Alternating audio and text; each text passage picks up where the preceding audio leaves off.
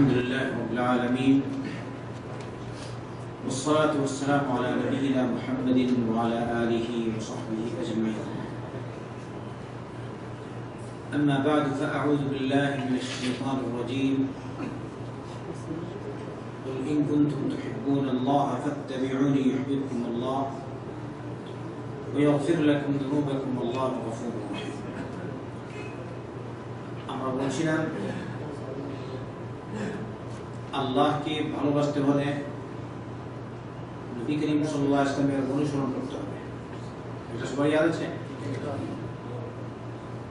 তাহলে নবী করিম সাল্লাল্লাহু আলাইহি ওয়াসাল্লামকে ভালোবাসতে হলে নবীর অনুসরণ করতে হবে। আল্লাহ আর আল্লাহর অনুসরণ হবে নবী করিম সাল্লাল্লাহু আলাইহি ওয়াসাল্লামের ইত্তিবা মোতাবেক।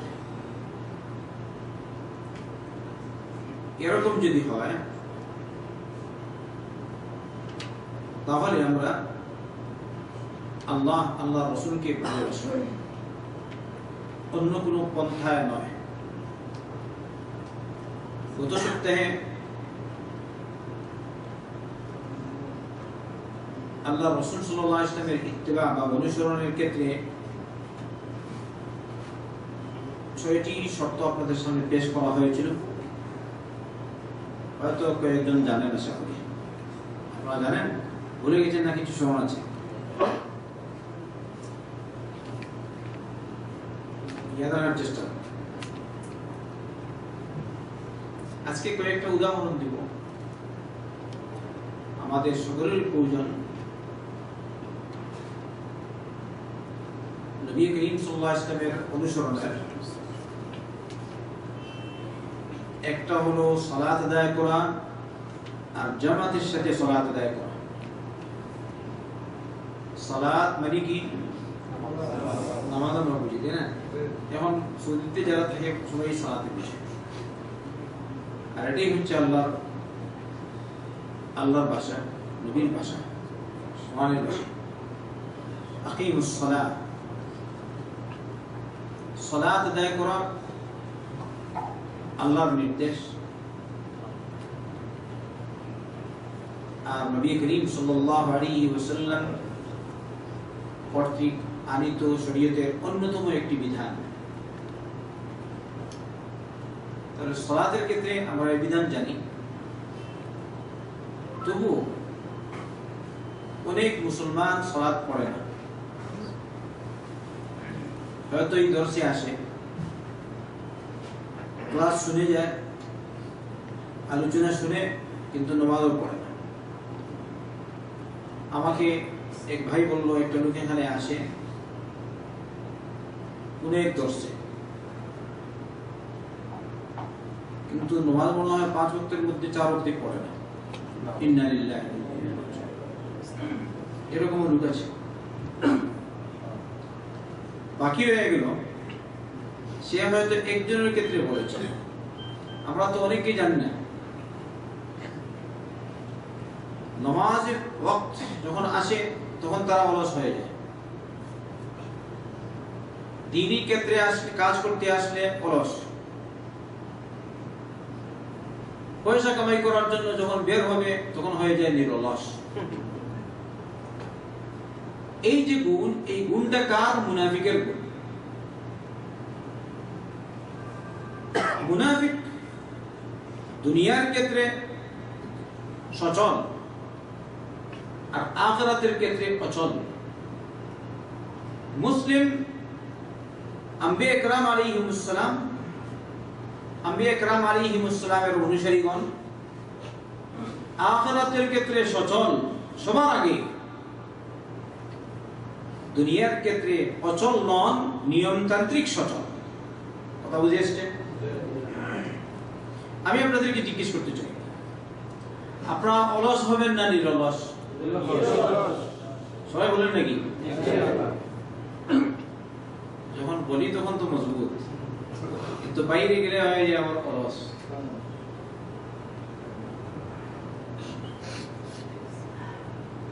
যখন কথা শুরু হয় রাজনৈতিক, বুঝা যায় রে বাবা, এত বড় জ্ঞানী, তার মতো জ্ঞানী আর কেউ নেই।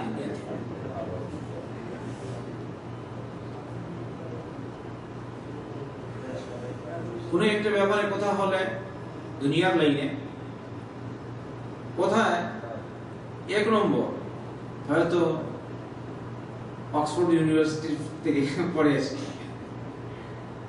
কোন লাইনে লজিক, লা হাওলা ওয়ালা কুওয়াতা ইল্লা বিল্লাহ।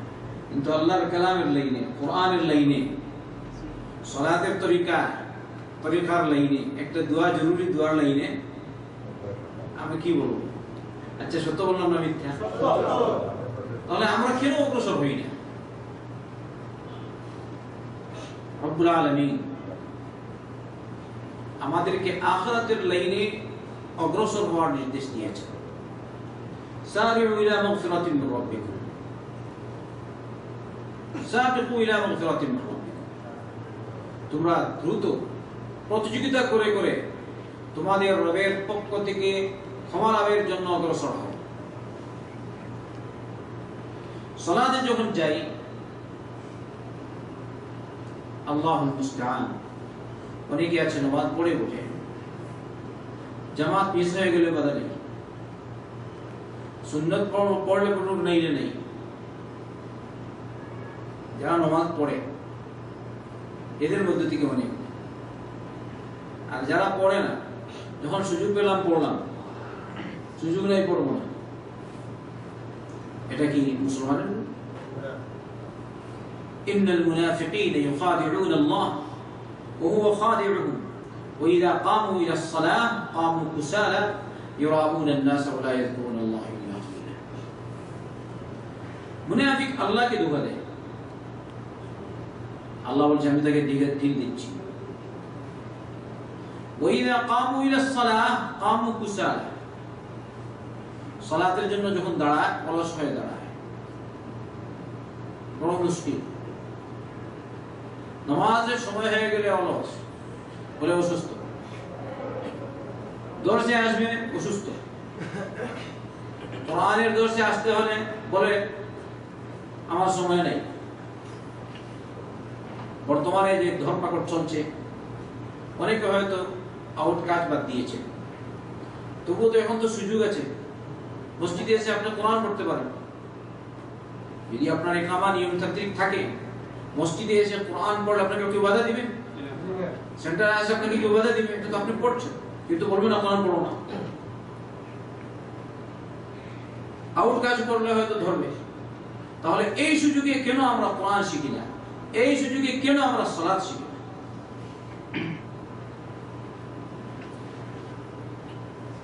এছাড়া শুধু এই সুযোগ কেন? সবসময় মুসলমান তৎপর থাকবে আল্লাহর দ্বীনের জন্য।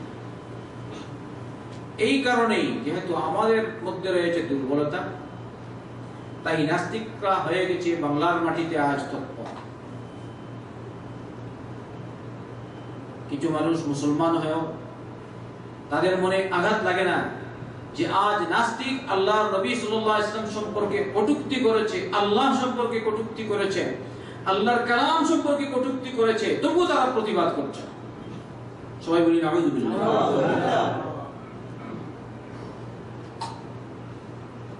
মুসলমান, আমরা যেন মুসলমান হই, ঈমান যেন বাড়াই, আল্লাহর প্রতি যেন থাকে ঈমান, নবীর প্রতি যেন থাকে আমাদের ঈমান সাল্লাল্লাহু আলাইহি ওয়াসাল্লাম, আল্লাহর কালামের উপর যেন থাকে ঈমান, আখিরাতের উপর থাকে যেন ঈমান। মুসলমানের আস্থা আর বিশ্বাস থাকবে আল্লাহর জাতের উপর। যদি মুসলমান বলে আমার আস্থা নাই আল্লাহর উপর, তাহলে সে কি মুসলমান হতে পারে? মুসলমান না কাফের?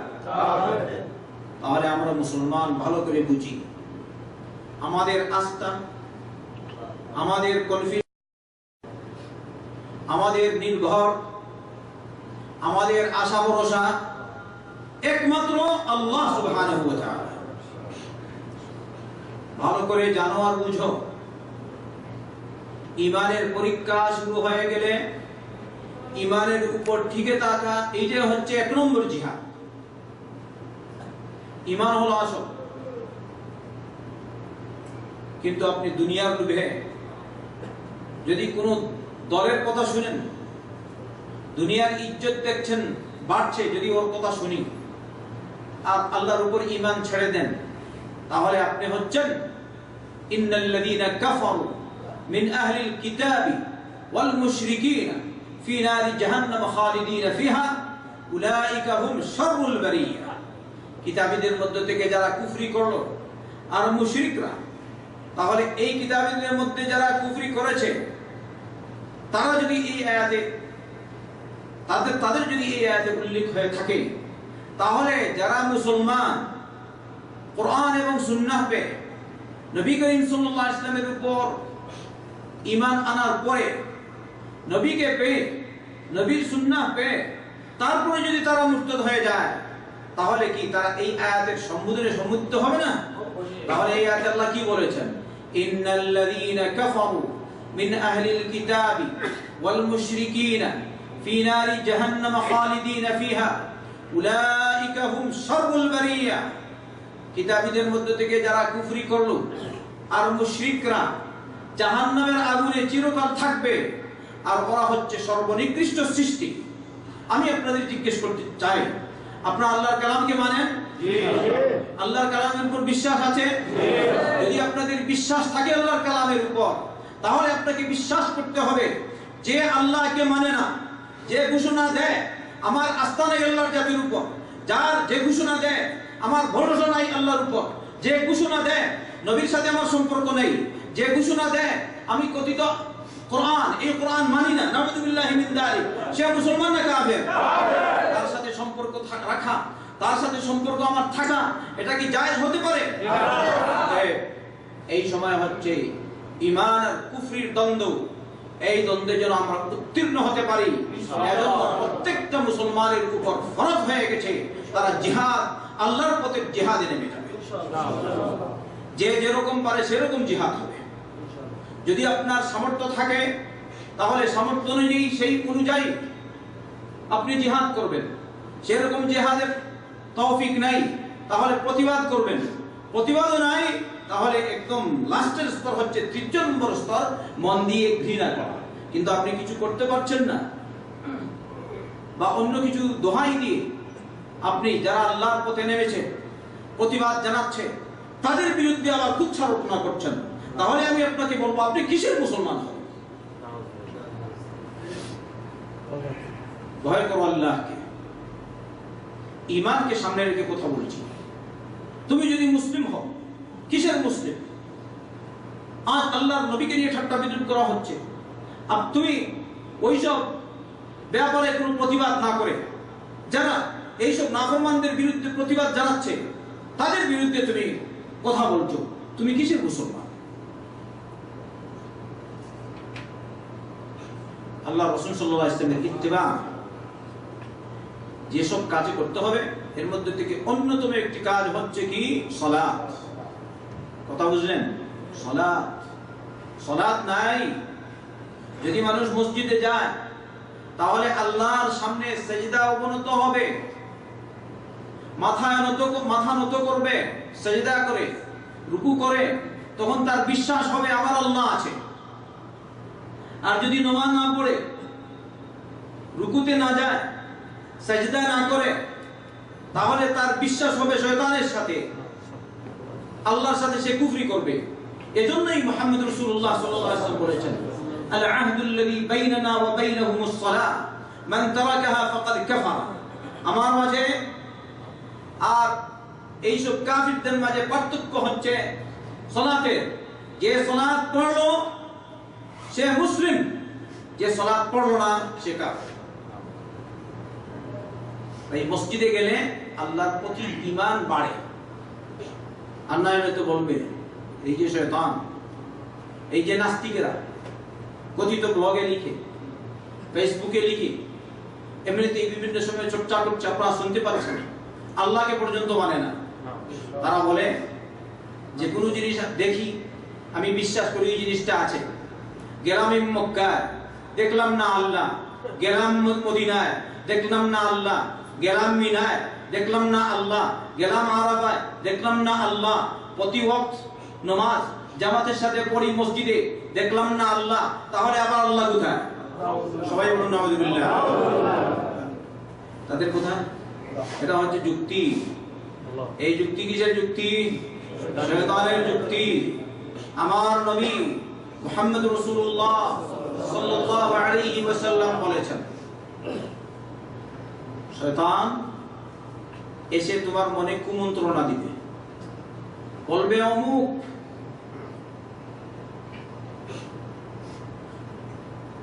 অমুককে কে সৃষ্টি করেছে? আল্লাহ। এই জিনিস কে সৃষ্টি করলো? আল্লাহ। তোমাকে কে সৃষ্টি করেছে? আল্লাহ। হ্যাঁ, জান্নাতকে কে সৃষ্টি করলো? আল্লাহ। জাহান্নামকে কে সৃষ্টি করলো? আল্লাহ। আরশকে কে সৃষ্টি করলো? আল্লাহ। কুরসিকে কে সৃষ্টি করলো? আল্লাহ। লৌহকে কে সৃষ্টি করলো? আল্লাহ। এরকম বলতে বলতে শয়তান পরে আপনার মনে কুমন্ত্রণা দেয়, বলে তাহলে আল্লাহকে কে সৃষ্টি করেছে? সবাই বলুন নাউযুবিল্লাহ। আসবে কিনা শয়তান? আল্লাহ রাসূল সাল্লাল্লাহু আলাইহি ওয়াসাল্লাম বললেন, ওই পর্যায়ে যদি তুমি পৌঁছাও তাহলে এখানে থেমে যাবে আর আল্লাহর কাছে আশ্রয় চাইবে, বলবে আউযু বিল্লাহি মিনাশ শাইতানির রাজীম। তাহলে এই সব কমিউনিস্টেরা, এই সব নাস্তিকেরা যারা এই রকম প্রশ্ন তুলে ধরছে, ওরা হচ্ছে শয়তান। ওরা কে? ওরা হচ্ছে শয়তানের ছেলা। ওরা আল্লাহকে মানে না, আমরা মানি আল্লাহকে। যেহেতু আমরা আল্লাহকে মানি, তাই আমরা মসজিদে গিয়ে সিজদা করি। আপনারা সিজদা করবেন? আল্লাহকে মানো। আজকে যুক্তিকে সামনে রেখে বললাম তোমরা নামাজ, ঠিক আছে? নামাজ কোথায় পড়ো? ফরজ নামাজ মসজিদে। অসুস্থ হলে ভিন্ন কথা, উপস্থিত সময় ফতোয়া আসবে। আর প্রত্যেকটা মুসলমান পুরুষ যদি হয়, সুস্থ হয়, ভালো হয়, মসজিদে গিয়ে সালাত আদায় করতে পারে, আযানের ধ্বনি শুনতে পায়, তার জন্য মসজিদে গিয়ে জামাতের সাথে সালাত আদায় করা ওয়াজিব। এজন্যই রব্বুল আলামিন বলেছেন, ইন্নামা ইয়ামুরু মাসাজিদাল্লাহ মান আমানা বিল্লাহি ওয়াল ইয়াউমিল আখির ওয়া আকামাস সালাহ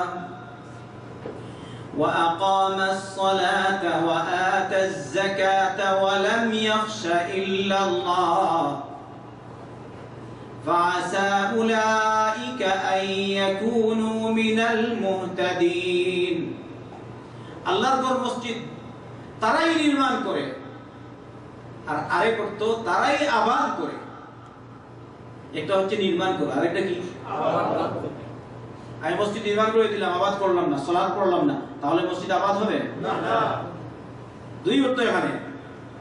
শুধু মসজিদ নির্মাণ করা যথেষ্ট না। কোন কোন জায়গায় আছে হিন্দু কাফের মসজিদ বানিয়ে দেয়, মুসলমানদের পয়সা কম, ও বলে আমি মসজিদ বানিয়ে দিচ্ছি, আপনারা ইবাদত করবেন, হ্যাঁ আমার জন্য দোয়া করবেন, বলে কিনা হিন্দু? আপনারা শুনতে পেয়েছেন এরকম করে হিন্দুরা? একটা উদাহরণ, হিন্দু অথবা খ্রিস্টান মসজিদ বানিয়ে দেয়, কিন্তু নাই ঈমান।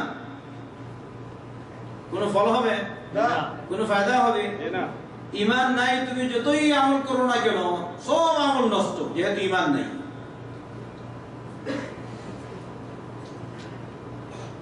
তাহলে সে মসজিদ তামির করে দিয়েছে, নির্মাণ করেছে, ঈমান না থাকার কারণে হয়ে গেছে নষ্ট।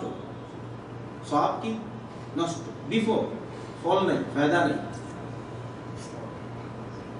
মসজিদ নির্মাণ করে যদি আপনি মনে করেন হালাল হয়ে গেছে, জান্নাত হয়ে গেছে, কিরকম জান্নাত? তোমার পড়ো না। মসজিদ নির্মাণ করি, আলহামদুলিল্লাহ, আল্লাহ তৌফিক দিলে মসজিদ নির্মাণ করব। আর কি করব? মসজিদ আবাদ করব। নামাজ নিজে ছাড়বো না। নামাজ যদি না পড়ি তাহলে কিরকম মসজিদ নির্মাণ হবে? ইন্নামা ইয়ামুরু মাসাজিদাল্লাহ মান আমানা বিল্লাহি ওয়াল ইয়াউমিল আখির ওয়া আকামাস সালাহ ওয়া আতাজ যাকাত। আর সালাত কায়েম করে। কে মসজিদ নির্মাণ করে? কে মসজিদ আবাদ করে?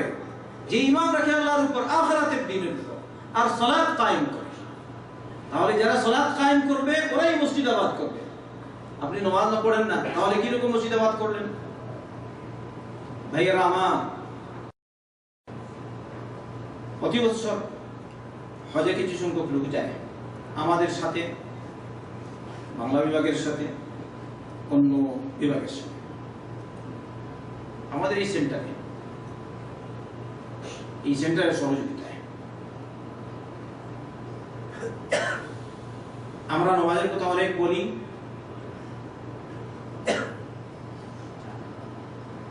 কিন্তু দেখা যায় যখন একদম হজের সময়ের কাছাকাছি ওই সময় জিজ্ঞেস করা হয় নামাজ পড়েছেন আজকে, তো বলে 3 ওয়াক্ত করেছি, 2 ওয়াক্ত পড়িনি। একদম হজে চলে যাবে আগামী 2 সপ্তাহ পর। গতবার যেরকম এক পরীক্ষা নিলাম আপনারা দেখবেন সরাসরি এমন লোক বের হয়েছে,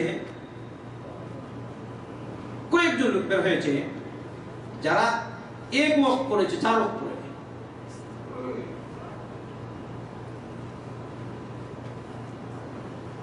হজে যাওয়ার উদ্দেশ্যে যদি আসেন আর নামাজ না পড়েন তাহলে ফায়দা কতটুকু হবে? আপনারা নিজেরা বলুন, উত্তর দিন তো, কতটুকু ফায়দা? নামাজ নাই তো হজ কিসে? আপনারা নামাজ পড়বেন কিনা? সবাই ইনশাআল্লাহ বলেন। কয় ওয়াক্ত পড়বেন? ইয়া আল্লাহ তৌফিক দাও, আমিন। আমাদের সবাইকে 5 ওয়াক্ত নামাজ পড়ার তৌফিক দিও, আমিন। আপনারা মনোযোগ সহকারে আমার কথাগুলো শুনবেন, বস এমনি বস জি না বলে গেলাম আর চলে গেল এরকম যেন না হয়। বললাম সাথে নিয়ে যাব ইনশাআল্লাহ, মরতে দম তক ইনশাআল্লাহ, যতদিন পর্যন্ত মৌত না আসবে আমার জ্ঞান আছে, আমি সুস্থ আছি, অসুস্থ হলেও আমি সালাত পড়ব, হয়তো মসজিদে গেলাম না কিন্তু বাড়িতে বসে ইনশাআল্লাহ। কথা বুঝছেন? ইনশাআল্লাহ। আমাদের নবী মুহাম্মদ রাসূলুল্লাহ সাল্লাল্লাহু আলাইহি ওয়াসাল্লাম যখন মারা যাবেন এর পূর্বে কয়েকদিন অসুস্থ ছিলেন, আল্লাহ রাসূল সাল্লাল্লাহু আলাইহি ওয়াসাল্লাম মসজিদে আসতে পারেননি ওখান থেকে, তবুও সালাত পড়েছেন। তার মানে কি? অসুস্থ হলে নামাজ নেই? অসুস্থ হলে নামাজ নেই? না আছে, হাত পা নাড়াতে পারো, শুয়ে আছো, পিঠ তুলতে পারছো না, কিন্তু ইশারা করতে পারো, তবুও সালাত। ওযু করতে পারছো না, তবুও তায়াম্মুম করে সালাত। গোসল করতে পারছো না, তায়াম্মুম আছে, তায়াম্মুম করে সালাত করো, তবুও সালাত মাফ নেই। এজন্যই এইসব নাস্তিকেরা আল্লাহকে নিয়ে ব্যঙ্গচিত্র করে, মসজিদকে নিয়েও ব্যঙ্গচিত্র করে, কারণ তারা জানে যদি মসজিদ থাকে তাহলে মানুষেরা ওখানে যাবে আর সিজদা করবে, রুকু করবে, সালাত পড়বে, তার মানে তারা বিশ্বাস করে আল্লাহর উপর। তাই যদি পারো আস্তে আস্তে করে মসজিদ তুলে নাও। কিন্তু আমি বলি মসজিদ কিয়ামত পর্যন্ত আল্লাহর ঘর থাকবে। কোন শক্তি, অপশক্তি, কোন নাস্তিক, কোন কাফির, কোন মুরতাদ মসজিদের পথ বন্ধ করতে পারবে না। মুসলমান থাকবে, ইসলাম থাকবে কিয়ামত পর্যন্ত ইনশাআল্লাহ। এমনি শুধু ওরা গুজব ছড়ায়। সারা বিশ্বে আপনি তাকান, বিশ্বের কোন একটা এরিয়া নেই যেখানে মসজিদ নাই অথবা অন্য ধর্মাধর্মী কাফিরদের উপাসনালয় নাই, এমন কোন জায়গা পাবেন না। তাহলে এইসব নাস্তিকেরা যে আজ আস্তিকদের বিরুদ্ধে কথা বলছে, এইসব নাস্তিকেরা শুধু মুসলমানদের বিরুদ্ধে কথা বলে না, ওরা অন্য ধর্মের বিরুদ্ধেও কথা বলে। কথা বলছিলেন শুধু মুসলমানদের বিরুদ্ধে, অন্য ধর্মের বিরুদ্ধেও কথা বলে, কারণ তাদের কোনো ধর্মই নেই। এই দৃষ্টিতে এইসব নাস্তিক হিন্দুত্ব থেকে অরথা, ঠিক না? ওরা তো আল্লাহকে বিশ্বাস করে, উপরওয়ালা একজন আছে, কিন্তু আল্লাহর সাথে শরীক করে। আল্লাহকে বিশ্বাস করে আল্লাহর সাথে শরীক করে তারা যদি জালিম হয়, তাহলে যারা আল্লাহকে মানেই না ওরা কত বড় জালিম হবে। স্পষ্ট কিনা? এজন্য কুরআন বিদ্যান সেদিন বিদাতুল কুরআনুল কারীমের আলোচনা শুনেছিলাম নাস্তিকদের সম্পর্কে। বলেন এদের কোনো যুক্তি খাটে না, এদের কি তৎপরতা আছে? যদিও তারা কথা বলে, কয়জন তাদের কথা মানে? দেখবেন আমরা স্বভাবগতভাবে অটোমেটিকলি যে কোনো মানুষকে জিজ্ঞেস করেন আল্লাহ আছে, উপরওয়ালা আছে, বলে হ্যাঁ আছে। আল্লাহকে ডাকলে আমাদের মন শান্তি পায়। যখন আমরা আবেদন করি, যখন আমি অসুস্থ হই, যখন আমি বিপদে পড়ি, রবকে ডাকি, এত শান্তি পাই যার কোনো তুলনা হয় না। আপনাদের হয় কিনা? তাহলে এইসব মুসলমানদেরকে, হে কাফির মুরতাদ নাস্তিকেরা, তোমরা এদেরকে মুরতাদ বানাতে পারবে না। তোমরা মুরতাদ হয়ে গেছো, তোমরা জাহান্নামের পথে চলে গেছো। তওবা করে যদি আবার ফিরে আসো, রব্বুল আলামিন তোমাদেরকে maaf করতে পারে। এটা হচ্ছে আল্লাহর কথা, আল্লাহর সাথে, আল্লাহর ব্যাপার। কিন্তু আমি বলছি, তোমরা বর্তমানে যে অবস্থায় আছো, এই অবস্থায় তোমরা জাহান্নামের পথে আছো। তোমরা ফিরে এসো তওবা করে। সবাই যদি নিয়মতান্ত্রিক তওবা করে ফিরে আসে, ঘোষণা দিয়ে দেয়, তাহলে বাংলার আলিম ওলামারাও তারাও তাদের এই দাবি কবুল করবেন বলে আমার বিশ্বাস। যদি নিয়মতান্ত্রিক তওবা করে, তারা কবুল করবে কিনা? তাই এই সময় আমি আপনাদের সকলকে বলছি, আমরা সবাই হক না হক যাচাই করতে পারি। সবাই বুঝি কিছু সংখ্যক মুল্লা আছে, অসৎ মুল্লা, কিয়ামত পর্যন্ত এটা থাকবে। উলামায়ে সু, ইহুদি নাসারা কম কথা জানতো, ইহুদি নাসারা কম জ্ঞান জানতো, এতচ্ছত্ব তারা ঈমান আনেনি মুহাম্মদ রাসূলুল্লাহ সাল্লাল্লাহু আলাইহি ওয়াসাল্লামের উপর। আল্লাহ রাব্বুল আলামিন তাদের কথা উল্লেখ করেছেন, আল্লাযীনা আতাইনাহুমুল কিতাব ইয়ারিফুনাহু কামা ইয়ারিফুনা আবনাহুম। আমি যাদেরকে কিতাব দিয়েছি তারা মুহাম্মদ সাল্লাল্লাহু আলাইহি ওয়াসাল্লামকে ওইভাবে চিনে যেভাবে তারা নিজেদের ছেলেকে চিনে।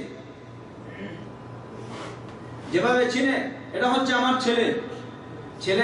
আপনি আপনার ছেলেকে কিরকম চিনেন? সন্দেহ আছে নাকি? আল্লাহ রাব্বুল আলামিন বলেছেন, ইহুদিরা মুহাম্মদ রাসূলুল্লাহ সাল্লাল্লাহু আলাইহি ওয়াসাল্লামকে ওই রকম বিশ্বস্তভাবে তারা চিনে যে ইনি হচ্ছেন সত্য সত্যই আল্লাহর রাসূল আর শেষ নবী, খাতিমুন নবিয়্যিন মুহাম্মদ সাল্লাল্লাহু আলাইহি ওয়াসাল্লাম। কিন্তু ঈমান আনেনি। এই শুধু জানলে হয় না, বলে অমুক এত বড় আলেম কি বলেন, আমরা ছোট মিয়া। আল্লাহ যদি আমাদেরকে তৌফিক দিয়ে দেন বুঝা, হক বুঝা, তাহলে আমরা আলহামদুলিল্লাহ কামিয়াব, ঠিক না? এত জ্ঞান হলে লাভটা কি যদি জাহান্নামের পথে যায়? আমাদের জ্ঞান কম, আমরা যদি হকের পথে থাকি আর জান্নাত পাই, আল্লাহ শুকর, আলহামদুলিল্লাহ। আমরা সবাই বুঝি নাস্তিক সবাই চিনতে পেরেছেন, কাফির মুরতাদকে সবাই চিনতে পেরেছেন। তাহলে বাংলার জনগণকে আপনারা জানিয়ে দিবেন, খবরদার কখনো কোন পর্যায়ে যেন তোমরা নাস্তিকদের সহযোগিতা করো না। নাস্তিকদের সহযোগিতা জায়েজ না, হারাম। আর যদি মন থেকে যদি তুমি তার সাথে তাকে সহযোগিতা করো, তাহলে তুমি তার দলে তার সাথে শামিল হয়ে গেলে। নাউযুবিল্লাহ। সবাই জানাবেন, যে যেরকম পারেন ওই রকম দ্বীনের কাজ করুন। ইসলাম টিকাবার জন্য সবাই তৎপর হন, ইসলাম টিকাবার জন্য সবাই তৎপর হন, হবেন ইনশাআল্লাহ। যে যেরকম পারেন আল্লাহর দ্বীনের কাজ করুন, আল্লাহর পথের কাজ করুন। সেদিন আমি দেখলাম এক বিদ্বান বলেছেন, বাংলাদেশের নাস্তিকেরা হলো জারদ সন্তান। নাস্তিকেরা কি? জারদ সন্তান। আপনি বলবেন কিরকম? তিনি বলেন, তারা বলে আমরা যেহেতু ওই যে আগে যে কথা বলেছিলাম, যে কোনো জিনিসকে দেখি ওইটা বিশ্বাস করি, এটা এরকম। অতএব যেহেতু আল্লাহকে দেখতে পাই না, তাহলে আল্লাহ নাই। নাউযুবিল্লাহ মিন তাদের কথা না? তো ওই আলিম বললেন, এই যুক্তিকে সামনে রেখে একটা নাস্তিক হালাল জাদা না, সব কোটি নাস্তিক হারাম জাদা। আপনারা কি বলেন? কারণ এই হারামজাদা সে তো আর দেখেনি যখন সে জন্ম লাভ করেছে তার বাপ কোনটা সে দেখেছে? হালাল পদ্ধতিতে হয়েছে না হারাম পদ্ধতি হয়ে জেনেছে? তাহলে সে এখন তার বাপকে কিরকম আব্বা বলে? অতএব বলা হচ্ছে সবকটি নাস্তিক হারামজাদা। আর এই কথার উপর আমি একাত্মতা ঘোষণা করব। আমরা একাত্মতা ঘোষণা করেছেন? এটা বিশ্বাস। আমাদের আল্লাহ আছেন, আমাদের মা বাবা আছেন। তাহলে যে কোনো জিনিস যে তুমি বলবে আমি দেখি না এই জন্য বিশ্বাস করা যায় না, এটা একটা কথা হলো? এটা হচ্ছে স্বভাবগতভাবে মানুষ বিশ্বাস করে আল্লাহ রয়েছেন। লা ইলাহা ইল্লাল্লাহ। আমরা ইনশাআল্লাহ কুফরি থেকে বাঁচার জন্য যে কাজ করতে হবে মুসলমান হিসাবে তা হবে মসজিদে যেতে হবে, সালাত আদায় করতে হবে, 5 ওয়াক্ত সালাত পড়বো ইনশাআল্লাহ। আল্লাহ আমাদেরকে তৌফিক দান করুন। আরেকটা কাজ, তাকবীরে ইহরামের সাথে, তাকবীরাতুল ইহরাম, তাকবীরে তাহরীমের সাথে সালাত আদায় করা। আল্লাহ রাসূল সাল্লাল্লাহু আলাইহি ওয়াসাল্লাম বলেছেন, হাদিসটি হাসান পর্যায়ে, যদি কোনো ব্যক্তি 40 দিন পর্যন্ত জামাতের সাথে সালাত আদায় করে প্রথম তাকবীর পেয়ে, এই হচ্ছে তাকবীরাতুল ইহরাম, সে রব্বুল আলামিনের পক্ষ থেকে 2টি মুক্তিনামা পায়। একটি হলো জাহান্নাম থেকে মুক্তি, আর আরেকটি হচ্ছে মুনাফিকি থেকে মুক্তি। তাই যারা পারেন এত বড় ফজিলত, এটা আপনারা ছাড়বেন না। তবে হয়তো অনেকে বলতে পারে আমি সবসময় ব্যস্ত, কিরকম ব্যতিক্রম হয়েই যায়। আমি বলবো, যদি তোমার নিয়ত খালিস থাকে, এত সত্ত্বেও তোমার তাকবীরাতুল ইহরাম মিস হয়ে যায়, আশা ছিল আসতে পারো না, তাহলে রব্বুল আলামিন তোমাকে তাকবীরাতুল ইহরামের সওয়াব দান করবেন তার নিজ পক্ষ থেকে। যেহেতু রব্বুল আলামিন মানুষের মনের দিকে তাকায়, ইন্নাল্লাহা লা ইয়ানজুরু ইলা সুওয়ারিকুম ওয়ালা ইলা আজসাদিকুম ওয়ালাকিন ইয়ানজুরু ইলা কুলুবিকুম ওয়া আমালিকুম। আল্লাহ তোমাদের আকৃতির দিকে তাকায় না, শরীরের দিকে তাকায় না, কতটুকু সুন্দর, কতটুকু কালো, কতটুকু কি। আল্লাহ কোন দিকে তাকায়? মনের দিকে আর আমলের দিকে। তুমি সচেষ্ট আমার তাকবীরাতুল ইহরাম মিস যেন না হয়, এত সত্ত্বেও মিস হয়ে গেছে, তাহলে রব্বুল আলামিন তোমাকে তাকবীরাতুল ইহরামের সওয়াব দান করবে। আমরা নিয়ত খালিস করে অগ্রসর হই। আল্লাহ আমাদেরকে তৌফিক দান। আমিন। আমাদের নবী মুহাম্মদ রাসূলুল্লাহ সাল্লাল্লাহু আলাইহি ওয়াসাল্লামের অনুসরণ প্রত্যেকটি ক্ষেত্রেই আমরা করি, তাহলে বোঝা গেল নবীর ইত্তেবা হয়েছে, আর নবীর সাথে কাল কিয়ামতের দিন আমরা থাকব ইনশাআল্লাহ। খাবার খাবেন, আমরা খাবার খাই কিনা? পানিও পান করি, খাবার খাই, লেনদেন করি, একজনের কাছ থেকে কিছু নেই আবার কিছু দেই, সব এগুলি সব ডান হাত দিয়ে করতে হয়। কেউ বলেন ওই নাস্তিকদের কথা, এটা আল্লাহ রাদিয়াল্লাহ বলে কিনা নাস্তিকরা? মুসলমান হলে এরকম বলো না। আপনারা যারা এখানে উপস্থিত সবাই মুসলমান ইনশাআল্লাহ, হ্যাঁ আমরা সবাই মুসলিম, কোন নাস্তিক এখানে নাই, নাই কোন মুরতাদ এখানে নাই, সব মুসলিম আলহামদুলিল্লাহ। আল্লাহ তোমার শুকরিয়া আদায় করছি, বলছি আলহামদুলিল্লাহ।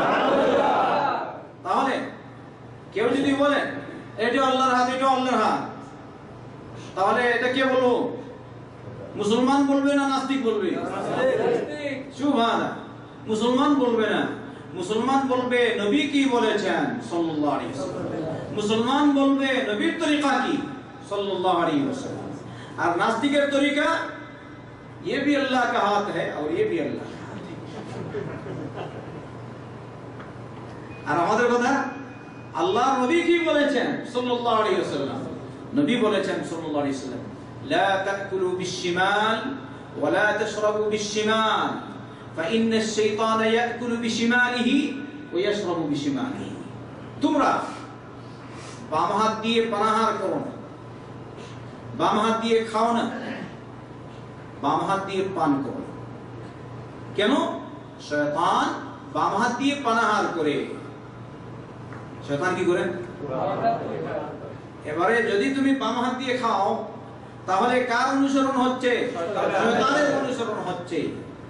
আর যদি আমি ডান হাত দিয়ে খাই তাহলে কার অনুসরণ হবে? মুহাম্মদুর রাসূলুল্লাহ সাল্লাল্লাহু আলাইহি ওয়াসাল্লাম। তাহলে যারা ডানপন্থী,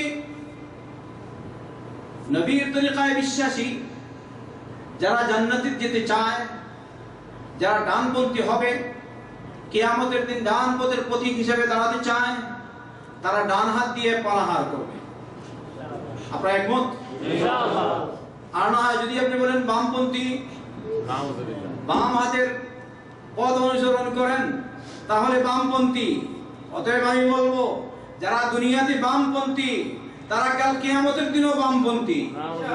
যারা দুনিয়াতে বামপন্থীর অনুসরণ করে, সহযোগিতা করে, তারাও বামপন্থী। যেভাবে দুনিয়াতে তারা বামপন্থী, ওইভাবে কিয়ামতের দিন তারা বামপন্থী থাকবে আর ওই শয়তানের দলের সাথে থাকবে। সবাই বলি নাউযুবিল্লাহ। আমরা ডানপন্থী হিসেবে থাকতে চাই, ডান পথের পথিক হিসেবে থাকতে চাই। আমরা মুহাম্মদুর রাসূলুল্লাহ সাল্লাল্লাহু আলাইহি ওয়াসাল্লামের দলে থাকতে চাই, আম্বিয়া কেরাম আলাইহিমুস সালামের দলে থাকতে চাই। তাই আমরা ডান হাত দিয়ে পানাহার করব ইনশাআল্লাহ। একমত? ইনশাআল্লাহ। আল্লাহ আপনাদের তৌফিক। আমিন। আরেকটা কথা, শয়তানের পথ আমরা পরিহার করব ইনশাআল্লাহ। আগে বুঝিনি, বর্তমানে বুঝে এসেছে, আমল করব ইনশাআল্লাহ। নবীর সুন্নতের অনুসরণ।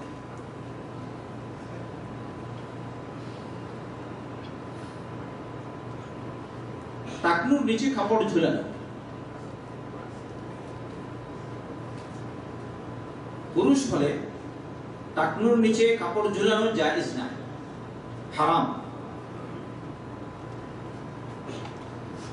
যদি তার মধ্যে আত্মম্বরিতা থাকে, অহংকার থাকে, তাহলে গুনাহের মাত্রা ওই সময় বেড়ে যাবে। আর সাধারণত আমার মন খালিস, তাহলে এই অবস্থায় কি হবে? না, হারাম হবে। দুইটা জিনিস, সাধারণ মন ঠিক আছে তাহলে কি হবে? হারাম। আর যদি মন ঠিক নাই, আরো বলে আমি কম নাকি দেব, আমি কিরকম চলছি, তাহলে গুনাহের উপর গুনাহ। আল্লাহ রাসূল সাল্লাল্লাহু আলাইহি ওয়াসাল্লাম মা আসফালা মিনাল কাবাইনি মিনাল ইজারি ফাফিন নার। টাকনুর নিচে যে অংশে কাপড় ঝুলিয়ে থাকবে সে অংশ জাহান্নামের আগুনে থাকবে। এটা ইজমালি ভাবে এসেছে, সাধারণ ভাবে। আর যারা অহংকার করে টাকনুর নিচে কাপড় ঝুলায়, তাদের ব্যাপারে আল্লাহ রাসূল সাল্লাল্লাহু আলাইহি ওয়াসাল্লাম বলেছেন, মান জাররা ইজারাহু বাতারান লাম ইয়ানজুরিল্লাহু ইলাইহি ইয়াওমাল কিয়াম। যে অহংকার করে, দম্ভ ভরে টাকনুর নিচে কাপড় ঝুলিয়ে দেয়, কিয়ামতের দিন রব্বুল আলামিন তার দিকে তাকাবেন না, তার দিকে রহমতের দৃষ্টি ফেলবেন না। তাহলে দুইটা কথা হলো না? আপনারা হয়তো কিছু লোক এখানে থাকতে পারে প্যান্ট টাকনুর নিচে, লুঙ্গি টাকনুর নিচে, কি আছে ওই সব পড়ে আমার মতো আর কি, সব কি বলে তু, হ্যাঁ তু টাকনুর নিচে বলে আমাকে অমুক দিয়েছে আর সময় পাইনি ছোট করার। এটা একটা কথা হলো। তুমি তোমার পথ দেখবি, জান্নাতের পথ কোন দিকে আর জাহান্নামের পথ কোন দিকে। যদি তুমি জান্নাতের পথে থাকতে চাও তাহলে তো নবীর অনুসরণ করতে হবে। আল্লাহ রাসূল সাল্লাল্লাহু আলাইহি ওয়াসাল্লাম, নবী করিম সাল্লাল্লাহু আলাইহি ওয়াসাল্লাম টাকনুর উপরে কাপড় রেখেছেন। বরং উত্তম হলো পায়ের নলার মধ্যখানে থাকবে কাপড়, কিন্তু টাকনু পর্যন্ত আল্লাহ রাসূল সাল্লাল্লাহু আলাইহি ওয়াসাল্লাম অনুমোদন দিয়েছেন। তাই আপনি তো বাধা দিতে পারবেন না, আমরাও টাকনু পর্যন্ত নয়, টাকনুর উপর পর্যন্ত। তাই আমি আপনাদের সবার কাছে এই আরজ রাখবো, আপনারা যারা প্যান্ট পরেন, যারা থোপ পরেন, যারা অন্য কাপড় পরেন, আপনারা সবাই টাকনুর উপরে কাপড় রাখবেন। কি বলেন? ইনশাআল্লাহ। না আমার কথা না, আপনার নবীর কথা। নবীকে মুহাম্মদুর রাসূলুল্লাহ সাল্লাল্লাহু আলাইহি ওয়াসাল্লাম, এই নবী এমন নবী সাল্লাল্লাহু আলাইহি ওয়াসাল্লাম যার জন্য আমরা আমাদের জান প্রাণ সব বিসর্জন করতে পারি। জান মাল সব বিসর্জন করতে পারি, কিন্তু নবীকে ছাড়তে পারি না। তাই যদি কোনো শক্তি, কোনো শয়তান, কোনো নাস্তিক নবী করিম সাল্লাল্লাহু আলাইহি ওয়াসাল্লামকে গালি দেয়, নবী করিম সাল্লাল্লাহু আলাইহি ওয়াসাল্লামকে নিয়ে ব্যঙ্গচিত্র করে, যদি সামর্থ্য হয় তাহলে তার অবস্থা এখানেই শেষ করে দেওয়া উচিত। তাই এই কাজ হবে সরকারের উপর। সরকার মুসলমানদের দাবি মানবে, এদেরকে নিয়মতান্ত্রিক ফাঁসির কাস্টে ঝুলাবে। এটা হচ্ছে মুসলমানের দাবি, আল্লাহর কালামের দাবি, নবীর সুন্নতের দাবি সাল্লাল্লাহু আলাইহি ওয়াসাল্লাম। আমরা সবাই মুসলমান হিসেবে এই দাবি আমাদের থাকলো, ঠিক না? মুসলমান ইসলাম ঈমান বাড়াবার চেষ্টা করো, আমরা যেন পিছনে না যাই। আল্লাহ তুমি আমাদের তৌফিক দাও। আমিন। নবীর সুন্নাহ, যত আমরা নবীর সুন্নাহ মানব, সুন্নতের উপর যদি আমল করি, তাহলে ফরজের উপর আমল করাটা সহজ। সুন্নতের উপর আমল করলে ফরজ মিস হবে না। এজন্য মুহাম্মদ রাসূলুল্লাহ সাল্লাল্লাহু আলাইহি ওয়াসাল্লাম, আপনি দেখুন প্রত্যেক ফরজের সময় সালাত রয়েছে, হয়তো সুন্নতে মুআক্কাদা কিংবা গায়র মুআক্কাদা, এটা ফুকাহা যেরকম বলে থাকে। যেমন ফজরের ফরজ 2 রাকাতের পূর্বে 2 রাকাত তাকিদযুক্ত সুন্নত আছে, আছে কিনা? আছে। যোহরের আগে 4 রাকাত তাকিদযুক্ত সুন্নত আছে, যোহরের পরেও আছে আরো তাকিদযুক্ত 2 রাকাত সুন্নত। মাগরিবের পরে তাকিদযুক্ত 2 রাকাত সুন্নত রয়েছে, এশার পরে তাকিদযুক্ত সুন্নত রয়েছে। আচ্ছা, যেসব সালাতে ফরজ সালাতের আগে তাকিদযুক্ত সুন্নত নাই, নফল সুন্নাহ স্বাভাবিক ইজমালি ভাবে রয়েছে, কারণ আমাদের নবী মুহাম্মদ সাল্লাল্লাহু আলাইহি ওয়াসাল্লাম বলেছেন, মা বাইনা কুল্লি আযানাইনি সালাত, প্রত্যেক 2 আযান অর্থাৎ আযান আর ইকামতের মাঝে সালাত রয়েছে। এইগুলো একটা, প্রত্যেক আযান ইকামতের মাঝে কি আছে? সালাত আছে। তাই না? এশার আযান আর ইকামতের মাঝে কি আছে? সালাত আছে। কমপক্ষে কি 2 আছে। এটি হচ্ছে আসল সুন্নাহ। মাগরিবের আগে 2 রাকাত আছে, আসরের আগে 2 রাকাত আছে। এবার আপনি যদি এই সব সুন্নতের উপর আমল করেন, তাহলে ফরজ সালাতের হেফাজত হয়ে গেল। এমন কোন ব্যক্তি আছে যে সুন্নত পড়বে আর ফরজ পড়বে না? উত্তর দিন আপনারা। আছে কেউ? নাই। তাহলে এজন্যই আমাদের নবী মুহাম্মদ রাসূলুল্লাহ সাল্লাল্লাহু আলাইহি ওয়াসাল্লাম সুন্নত সালাতের তাকিদ পেশ করেছেন। বিশেষ করে 12 রাকাত সুন্নত তাকিদযুক্ত সুন্নাহ বলেছেন, কেউ যদি দিনে রাতে 12 রাকাত সুন্নত আদায় করে, রব্বুল আলামিন এর বদলে তার জন্য জান্নাতে একটি প্রাসাদ তৈরি করবেন। মান সাল্লা 12 রাকাতান তাতাওয়ান গায়রা আল-ফরিদা ফি ইয়াওমিন ওয়া লাইলাতিন,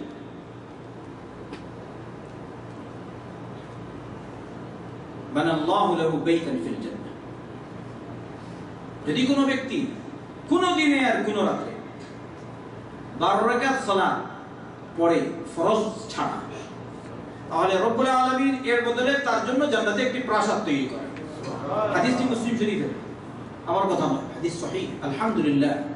এজন্য আমি আমাদের শেখ মুহাম্মদ বিন সালেহ আল উসাইমিন রাহমাতুল্লাহি আলাইহি থেকে শুনেছি, যদি কেউ এরকম প্রত্যেকদিন 12 রাকাত সালাত পড়ে, তাহলে সারা বছরে যদি 355 দিনের বছর হয়, তাহলে 355 দিনের 355টা প্রাসাদ তার জান্নাতে তৈরি হচ্ছে। সুবহানাল্লাহ। চন্দ্র মাসের হিসাবে বলবো, কিসের হিসাব বলবো? তাহলে আমি কেন পিছনে থাকবো সুন্নতের উপর আমল করা? এই জন্য আমি চেষ্টা করব। আল্লাহ আমাদের সকলকে তৌফিক দিন। আরেকটা জিনিস বলবো, এটা হচ্ছে ওয়াজিব।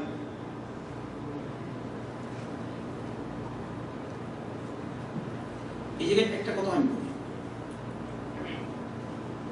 আল্লাহর বিধান মানা এক কথা, মানে আমল করা একটা, আর না মানা বা অস্বীকার করা আরেকটা, দুইটা জিনিস আছে। এবার তো আমরা জানি একটা হলো আমল করে না আর আরেকটা অস্বীকার করে, দুইয়ের পার্থক্য। তাহলে যদি কেউ পালন না করে শয়তানের কারণে, তাহলে এই অবস্থায় আপনি তাকে কাফির বলতে পারবেন না। বলবেন তার মধ্যে কুফরি পাওয়া গেছে, ইমানের একটা ত্রুটি, সে গুনাহ করেছে, কিন্তু সে কি না? কাফির না। এটা আমাদের আজকে সবার আলহামদুলিল্লাহ।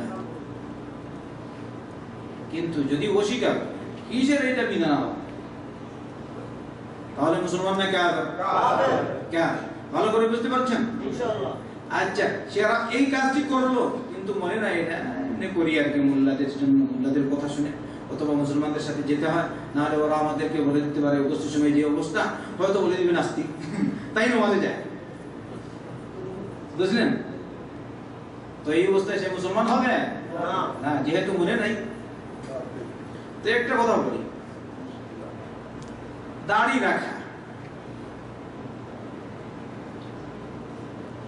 নবীর বিশেষ নির্দেশ এসেছে দাড়ি রাখার ক্ষেত্রে। এক, দুই নম্বর, মুহাম্মদ রাসূলুল্লাহ সাল্লাল্লাহু আলাইহি ওয়াসাল্লাম নিজে দাড়ি রেখেছেন। তিন নম্বর, আশরুম মিনাল ফিতরা, আল্লাহ নবী সাল্লাল্লাহু আলাইহি ওয়াসাল্লাম বলেছেন 10টি গুণ হচ্ছে ইসলামী স্বভাবগত গুণ। এর মধ্যে থেকে একটা হচ্ছে ইফাউল লিহইয়া, দাড়ি রাখা। একটা হচ্ছে কি? ইফাউল লিহইয়া, মানে কি? দাড়ি রাখা। আল্লাহ নবী সাল্লাল্লাহু আলাইহি ওয়াসাল্লাম দাড়ি রেখেছেন, বিশ্বাস করেন আপনারা? আমরা যারা এখানে আছি, আমরা সবাই নবী করিম সাল্লাল্লাহু আলাইহি ওয়াসাল্লামের মুখমণ্ডল সম্পর্কে কিছু না কিছু, সারা জিন্দেগি যদি বেশি না শুনি, কমপক্ষে একবার না দুইবার অবশ্যই শুনেছেন যে আল্লাহ রাসূল সাল্লাল্লাহু আলাইহি ওয়াসাল্লামের দাড়ি ঘন ছিল, লম্বা ছিল। শুনেছেন? কোন জায়গায় আলোচনা হয়? 2 নম্বর, নবী নির্দেশ দিয়েছেন সাল্লাল্লাহু আলাইহি ওয়াসাল্লাম। 3 নম্বর, নবী করিম সাল্লাল্লাহু আলাইহি ওয়াসাল্লাম বলেছেন দাড়ি রাখা 10টি স্বভাবগত কাজের একটি হচ্ছে দাড়ি রাখা। স্পষ্ট কিনা? ইব্রাহিম আলাইহিস সালাম দাড়ি রেখেছেন কি? মুসা আলাইহিস সালাম দাড়ি রেখেছেন কি? হারুন আলাইহিস সালাম দাড়ি রেখেছেন কি? এদের কথা স্পষ্ট। তাহলে যেহেতু মুহাম্মদ সাল্লাল্লাহু আলাইহি ওয়াসাল্লাম বলেছেন স্বভাবগত গুণ হচ্ছে এটা, তাহলে বলবো আদম আলাইহিস সালাম দাড়ি রেখেছেন কি? নূহ আলাইহিস সালাম দাড়ি রেখেছেন কি? ইদ্রিস আলাইহিস সালাম দাড়ি রেখেছেন কি? সবাই আপনারা বলুন। ঈসা আলাইহিস সালাম দাড়ি রেখেছেন কি? সমস্ত আম্বিয়া কেরাম আলাইহিস সালাম দাড়ি রেখেছেন। ইলিয়াস আলাইহিস সালাম দাড়ি রেখেছেন কি? জাকারিয়া আলাইহিস সালাম দাড়ি রেখেছেন কি? ইলিয়াস আলাইহিস সালাম দাড়ি রেখেছেন কি? ইসমাঈল আলাইহিস সালাম দাড়ি রেখেছেন কি? ইসহাক আলাইহিস সালাম দাড়ি রেখেছেন কি? ইয়াকুব আলাইহিস সালাম দাড়ি রেখেছেন কি? ইউসুফ আলাইহিস সালাম দাড়ি রেখেছেন কি? সব আম্বিয়া কেরাম আলাইহিস সালাম দাড়ি রেখেছেন। তাহলে আমি বাহানা করে কেন বলি না দাড়ি? এটা আমাদের ত্রুটি কিনা? আমরা সবাই জানি দাড়ি রাখা ওয়াজিব। আমরা কেউ বলে সুন্নাহ, কেউ হয়তো বলে সুন্নাহ। আচ্ছা, যদি তুমি বলো সুন্নাহ, তাহলে নবীর সাথে তোমার মহব্বত, তো দাঁড়িয়ে কেন? নবীর জন্য জান দিয়ে দিবি, কিন্তু দাঁড়িয়ে নেই সাল্লাল্লাহু আলাইহি ওয়াসাল্লাম। আচ্ছা, আমি তোমাকে জিজ্ঞেস করি, নবী করিম সাল্লাল্লাহু আলাইহি ওয়াসাল্লামকে যদি তুমি স্বপ্নে দেখো, একটা কথা বলি, তাহলে তুমি কি রকম তাকে দেখতে হবে? নবী দাঁড়িয়ে আছে, দেখতে হবে না? নবী দাঁড়িয়ে রাখেন, আর তোমার দাঁড়িয়ে নাই। নবীর সুন্নত হচ্ছে দাঁড়িয়ে রাখা, নবীর নির্দেশ হলো দাঁড়িয়ে রাখা। এবারে নবী মুহাম্মদ সাল্লাল্লাহু আলাইহি ওয়াসাল্লাম যদি তোমাকে দেখেন দাঁড়িয়ে নাই, তাহলে নবী কতটুকু খুশি হবেন বলেন তো? উত্তর দিন। খুশি হবে না। আচ্ছা, আপনি যদি আমার উস্তাদ হন, অথবা আমি যদি আপনার উস্তাদ হই, আপনি আমাকে বলেন এই কাজটি করো বাবা, আমি করলাম, আপনি আমার উস্তাদ, আপনি খুশি হবেন কিনা করলেন? আর যদি করি না, আমি কয়েকদিন পর আবার আসলাম আপনার সাথে সাক্ষাৎ করতে, আমার নির্দেশ মানেনি না, তবু মন করতে কিছু বলা ঠিক না, এটা হবে, কিন্তু মনে আছে আমার কথা সে মানেনি, আছে কিনা? আমি যদি আপনাকে বলি, আপনি আমার কথা মানেন, মনে আছে, প্রাণে আছে, বলে মাশাআল্লাহ, তাবারাকাল্লাহ, বারাকাল্লাহ, কি দরকার হয় তো তবে কি থাকে জুস একটা খাওয়াবো, আর নয় আপনাকে অভিনন্দন জানাবো ইত্যাদি, একটা হাদিয়া দিব, গিফট, যে যেরকম পারে করবে কিনা? উস্তাদরা ছাত্রদেরকে যখন পড়ায়, আমরা যখন ছোটবেলা মাদ্রাসায় পড়েছি, আমাদেরকেও মাঝে মধ্যে উস্তাদরা নিজে তৌফিক মোতাবেক চকলেট নিয়ে আসতেন। আমার স্মরণ আছে, যে ছাত্র ভালো পেত, স্বভাব ভালো করে শোনাতো, তাকে চকলেট দিতেন উস্তাদ। আল্লাহ এসব উস্তাদদেরকে, আমার উস্তাদদেরকে নেকুল্লাহ দিন, কোরআন সুন্নাহর পথে নিয়ে আসুন, যারা আছেন আর যারা বুঝেননি আল্লাহ তাদেরকে মাফ করুন। বর্তমানে এটা আমরা জানি, এখানে সৌদি কোনো স্কুলে যদি ছাত্ররা পড়েন, বাচ্চারা কত আদর করে, আচ্ছা যদি উস্তাদের কথা না মানে, তাহলে বলবে ঠিক আছে, আস্তে আস্তে ঠিক, কিন্তু গিফট তো দিবে না। এবার নবী করিম সাল্লাল্লাহু আলাইহি ওয়াসাল্লামের পক্ষ থেকে গিফট দিতে হলে স্পেশাল আমাদেরকে নবীর সুন্নতের উপর আমল করতে হবে। কি বলেন? ইনশাআল্লাহ। দাড়ি রাখতে হবে ইনশাআল্লাহ। অনেকে বলেন ইনশাআল্লাহ বলে নিন, এই জায়গায় বুঝা গেল তাহলে হয়তো আমার বক্তব্য আপনাদের বুঝিয়ে আসেনি। বক্তব্য বুঝে এসছে, তাহলে বলুন দাড়ি রাখবেন ইনশাআল্লাহ। সবাই বলেছে নাকি? সবাই বলুন ইনশাআল্লাহ। তৌফিকের মালিক আল্লাহ। আল্লাহ, আমি তোমার বিধান, তোমার নবীর সুন্নাত পৌঁছে দিলাম, তুমি একে কবুল করো। আমার আজকের এই বক্তব্য শুনে যদি আপনাদের আমলের কিছুটা উন্নতি হয় তাহলে আলহামদুলিল্লাহ, আর যদি উন্নতি নাও হয় তবুও আলহামদুলিল্লাহ। কিন্তু উন্নতি হলে দেখলে, যে একটা ছেলে যদি এরকম দেখি আমল করছে নবীর সুন্নাতের উপর, তাহলে আমার উৎসাহ বাড়ে। আপনারা জানেন, আপনারা এটা বুঝেন। তবে আল্লাহর দরবারে দোয়া, আল্লাহ আজকে আমরা এখানে যারা উপস্থিত আছি, তুমি আমাদের সকলকে তোমার নবী সাল্লাল্লাহু আলাইহি ওয়াসাল্লামের সুন্নতের উপর চলার তৌফিক দাও। আমিন। আল্লাহ যা শুনলাম, যা বললাম, এর অনুযায়ী আমাদেরকে আমল করার তৌফিক দাও। আমিন। আল্লাহ তুমি আমাদেরকে maaf করো। আমিন। আমাদের মা বাবাদেরকে maaf করো। আমিন। দুনিয়ার মুসলমানদের maaf করো। আমিন। হে আল্লাহ, মজলুম মুসলমানদের উদ্ধার করো। আমিন। আল্লাহ তুমি তোমার দ্বীনের হেফাজত করো। আমিন। বাংলাদেশের মুসলমানদের ঈমান আমলের হেফাজত করো। আমিন। হে আল্লাহ, জালিম নাস্তিকদের তুমি ধ্বংস করো। আমিন। আল্লাহ, জালিম নাস্তিকদের তুমি পাকড়াও করো। আমিন। আল্লাহ, জালিম নাস্তিকদের তুমি পাকড়াও করো। আমিন। বাংলাদেশের সকল মুসলমানদের ইসলাম, ঈমান, আমলের হেফাজত করো। আমিন। মুসলমান সকলকে এক হয়ে যাওয়ার তৌফিক দাও। আমিন। নাস্তিকদের বিরুদ্ধে ঝাঁপিয়ে পড়ার তৌফিক দাও। আমিন। আল্লাহ, বর্তমান মুসলমানদেরকে সাহায্য করো। আমিন। মজলুম মুসলমানদেরকে উদ্ধার করো। আমিন। জালিমকে পাকড়াও করো। আমিন। আল্লাহ, সিরিয়ার মুসলমানকে সাহায্য করো। আমিন। সিরিয়ার মুসলমানদেরকে সাহায্য করো। আমিন। মজলুমদেরকে উদ্ধার করো। আমিন। জালিমদেরকে পাকড়াও করো। আমিন। দুনিয়ার মুসলমান যে যেখানে আছে নির্যাতিত, আল্লাহ মজলুম মুসলমানদের উদ্ধার করো। আমিন। জালিমদের তুমি পাকড়াও। আমিন। আল্লাহ, তুমি আমাদেরকে দুনিয়া আখিরাতের কল্যাণ দাও। আমিন। জাহান্নাম থেকে নাজাত দাও। আমিন। কবর আযাব থেকে নাজাত দাও। আমিন। জান্নাতুল ফিরদাউস বাসীদের অন্তর্ভুক্ত করো। আমিন। আল্লাহ, আমাদের মা বাবাকে maaf করো।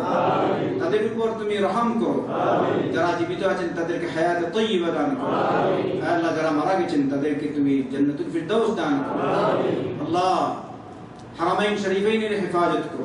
আমিন।